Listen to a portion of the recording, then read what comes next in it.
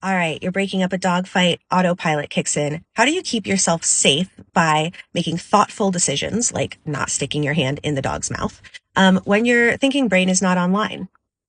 For the record, you do not want to ever stick your hand in between a dog fight or in a dog's mouth. And you don't want to hit, kick. You want to try to avoid screaming. All of these things can make the dog fight worse, or in the case of the hand situation, can get you seriously injured or any other part of your body. Don't put yourself in the middle of the dogs. So I think the important thing here first is to have a plan and make sure that plan is well communicated among everyone who's going to be potentially involved. That can include things like if there are children in the room at the time, they're supposed to leave the room, or you designate an adult to be in charge of getting the other dogs out of the space. So take into account who else might be in the space that you need to attend to other than the dogs in the fight. And then if you're aware, so if you have a multi-dog house and you know your dogs well, or there is a specific pairing of dogs or group of dogs that you're concerned about, you may be aware of what strategy is going to work best for you in that situation.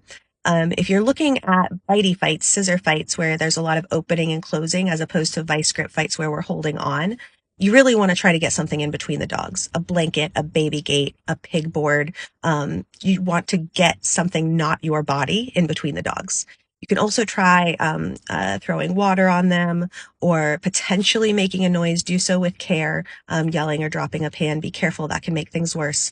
Or you may have like a citronella spray. But having an idea of what you want to use, and then if possible, having it in a visible range for where these fights are most likely to happen. So think, when we have arguments, is it most likely to be in the kitchen or the living room? Do we need to have something in each of these rooms? Will they be readily accessible? And will they be visually accessible? That can be really helpful too.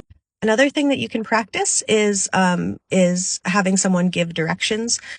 Something that really helped me last night. So my partner and I do have a plan. We have talked about this before, and it has worked successfully in the past. Last night, some of our stuff got in the way of that. We have memory issues. We're a DID system. And it was really helpful when my partner recognized that I was not following the plan. He said, grab Cyan.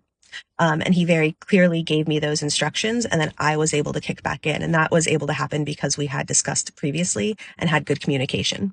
So in short, know what you're going to do ahead of time, have an A, B, and C, set up visual reminders in places that you're most concerned that an incident may happen, and communicate regularly about what that plan is going to look like, who's going to play what role. I hope that helped.